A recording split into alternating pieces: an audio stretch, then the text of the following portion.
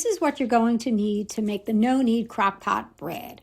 2 1/4 teaspoons or 1 envelope of instant yeast, 3 1/2 cups of sifted bread flour, 2 teaspoons of salt, 1 1/2 cups of warm water, and 2 tablespoons of olive oil. You'll also need a 6 to 7 quart slow cooker, some parchment paper, paper towels, and a tray that can go under a broiler. I wanted to pass along this quick note. While the recipe does not require that you sift the flour, I found the sifting flour for bread makes it lighter and easier to mix, which results in a better texture for baked goods.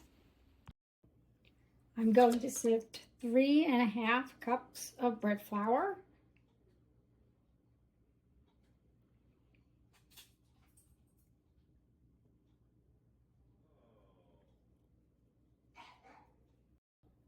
To the 3 1/2 cups of bread flour, I'm going to add 1 package of instant yeast, 2 teaspoons of salt, and I'm going to just mix that together, like so. Now I'm going to slowly incorporate 1 1/2 cups of warm water into this mix.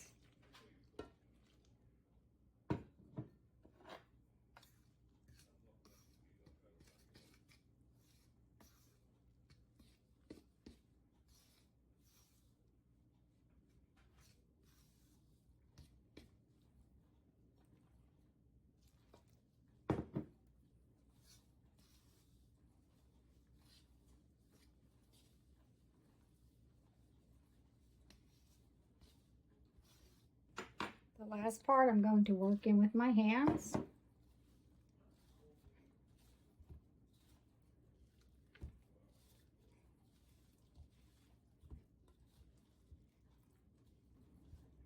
It's a little too sticky.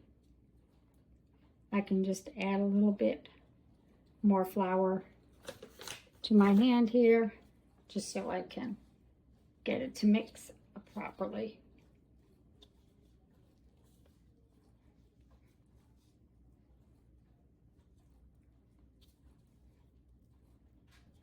To get the remaining dough off your hands, just add a little water and it'll come right off while you incorporate everything into a nice ball.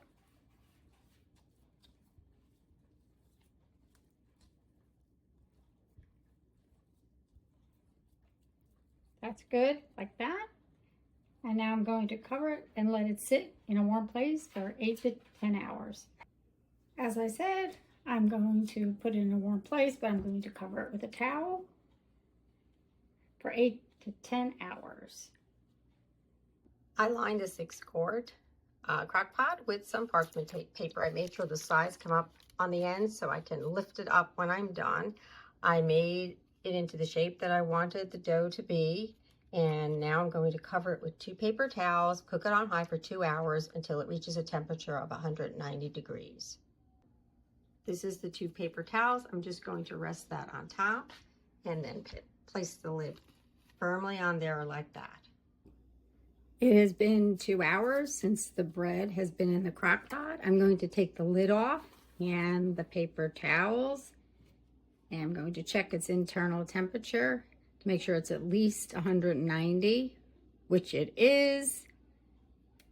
So now I'm just going to lift it out like so and put it on a baking tray that I have preheating in the oven. I removed the parchment paper, and as you can see, it's not quite as brown on the top as it may be on the bottom. So you can run this under the broiler for a couple of minutes to brown this. In order to do that, you want to rub a little olive oil on the top, and I'm going to be using this is an infused olive oil. So I'm just going to rub a little on the top and put it in the broiler, just to give it that little extra glow. I would definitely recommend, though, using olive oil, not vegetable oil or avocado oil.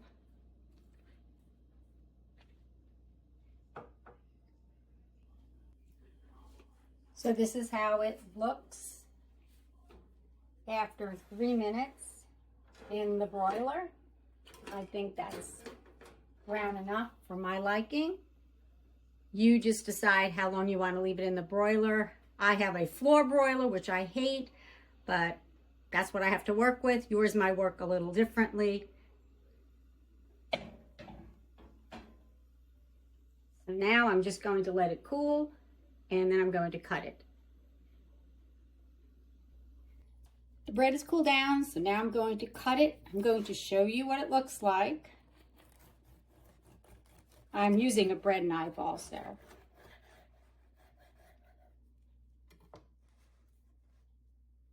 So now you can see what it looks like. I'm going to just take a taste off of the end here. It tastes fine. It tastes cooked. And all you need to do is add some butter. As I said, this is an alternative to the crock pot recipe bread I did in a previous video where it was a no knead, no rise bread. What I like to do for this one, since it needs to rise, is I get the dough set up the night before and let it rise overnight so I can put it in the crock pot first thing in the morning so then I have fresh bread for the day. So again, here's what it looks like.